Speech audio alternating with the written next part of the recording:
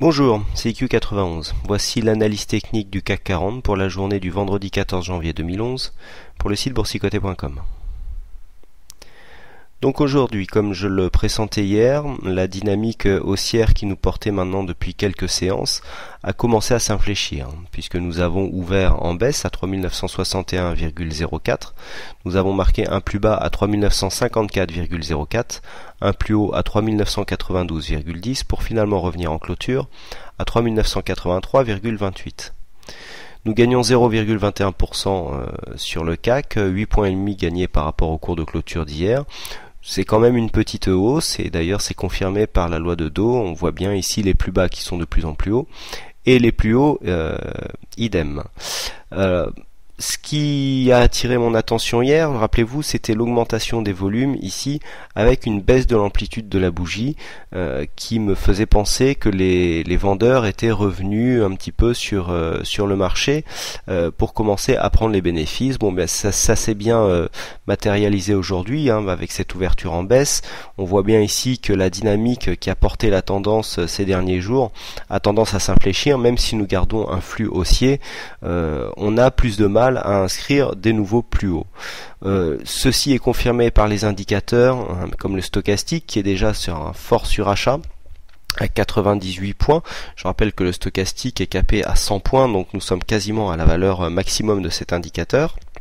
Le RSI quant à lui à 61 points est sur une certaine stabilité et le MACD confirme donc la tendance haussière avec ses histogrammes qui commencent à évoluer, qui continuent à évoluer positivement.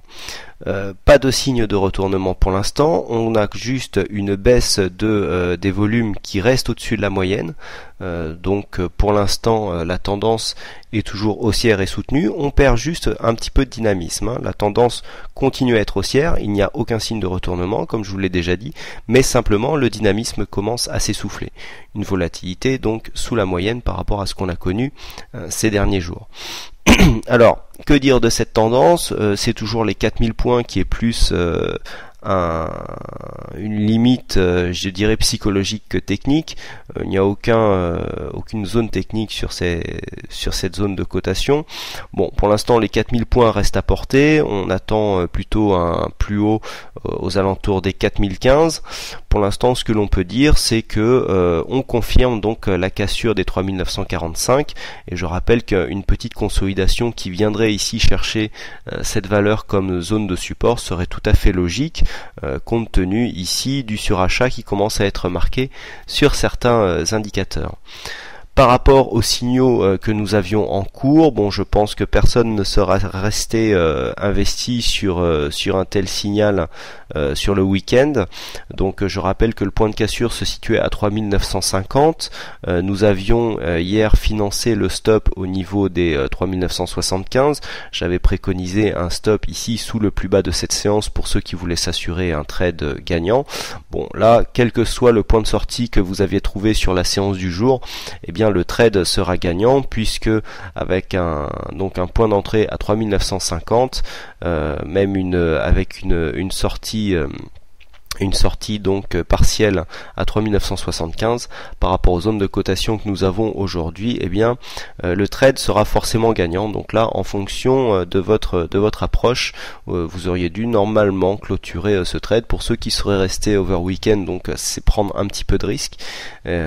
Donc j'espère pour vous qu'on nous n'aurons pas la surprise d'une ouverture sur un fort gap baissier lundi. Donc pas de nouveau signal donc déclenché aujourd'hui. C'est ce qui n'a pas été le cas sur le Forex, puisque nous avons eu un signal qui s'est déclenché suite à la cassure des précédents plus hauts ici au niveau des 1,3433. Donc j'avais mis un signal d'achat à 1,3440 et malheureusement les cours se sont retournés juste après, sous l'influence ici d'un fort surachat, et donc nous n'avons pas pu financer le stop. Nous sommes redescendus et donc nous sommes encore une fois sur un trade perdant au niveau de l'euro-dollar. Alors sur l'euro-dollar, force est de constater que les précédents plus hauts ici qui avaient provoqué ici cette figure en double top avec l'objectif atteint, avait provoqué une forte consolidation.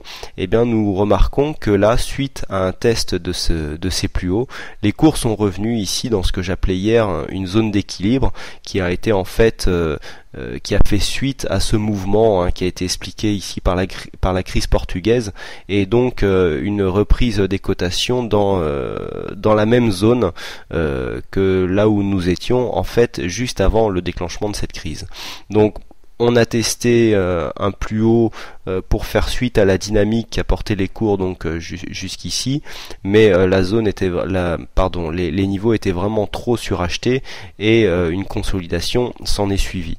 Vous pouvez remarquer ici que le support des 1,3320 fait bien son office, puisqu'après avoir supporté les cours ici, vous voyez ici on voit bien là ici la zone de support suite à cassure qui s'est transformée en résistance, et bien même après une remontée, on voit bien que là la cassure ici on est revenu ici se servir de cette zone comme zone de support. Donc cette zone pour l'instant des 1,3320 fait bien son office. Donc là, à partir du moment où la dynamique commence pareil à être cassée, eh bien on peut s'attendre à une petite consolidation. Donc pour ceux qui tracent les Fibonacci ici sur cette tendance, il faut donc partir du point bas qui se situe à peu près ici. On vient chercher le point haut, voilà, et on s'aperçoit que cette zone de cotation des 1,3320 correspond en fait à la zone des 23,6, donc retracement de Fibonacci. Alors je rappelle pour ceux qui sont adeptes de ces retracements que tant que nous n'avons pas attaqué franchement la zone des 23,6%, eh bien nous ne sommes pas dans une phase de consolidation, là on est juste dans une zone de stabilisation par rapport à la forte hausse que nous avons eue ces derniers jours. Une zone, donc une cassure de ce support ici des 23,6 qui correspond au 33,20, bon un 33,19 exactement, donc nous donnerait une forte probabilité de revenir ici sur les 1,32,34 qui correspond au retracement des 38,2, et en cas de cassure on irait chercher la zone des 50,61,8. Voilà ce que l'on peut dire pour l'euro-dollar aujourd'hui. Je vous propose de jeter un petit coup d'œil sur le portefeuille. Donc une piètre performance encore du portefeuille cette semaine. On est dans un changement de tendance. Ce sont les valeurs qui avaient sous-performé avant la crise portugaise, à savoir les bancaires, qui ont surperformé cette semaine. Et comme la dynamique est assez bizarre sur ces valeurs, donc je n'en ai pas en portefeuille, et c'est ce qui explique un peu le manque de performance du portefeuille actuellement. Bon, nous sommes toujours positifs par rapport à début, c'était même fin octobre, date à laquelle nous avions commencé ce portefeuille, mais effectivement la dynamique de hausse qui avait eu lieu lors des premières semaines semble pour l'instant interrompue. On stabilise les gains en espérant repartir sur une dynamique meilleure lors des prochains jours. Voilà donc ce que l'on peut dire sur la séance du jour. Je vous souhaite à toutes et à tous un bon week-end. J'attire votre attention sur la sortie ici du signal TurboCAC que nous avons connu hier. Hier le signal n'était pas encore inscrit sur le graphique. Donc vous voyez ici on est sorti sur une zone qui était relativement haute par rapport à la bougie, qui a été confirmée ici, ce qui valide totalement le gain dû à cette stratégie, avec vous voyez des résultats toujours en hausse. Voilà donc ce que l'on peut dire sur cette analyse. Donc je vous remercie encore une fois toutes et à tous pour votre fidélité, pour votre participation sur le site. Je vous souhaite un bon week-end, bonne chance dans vos trades et dans vos investissements, et je vous donne rendez-vous dès lundi prochain pour une prochaine analyse. Bonsoir et bon week-end.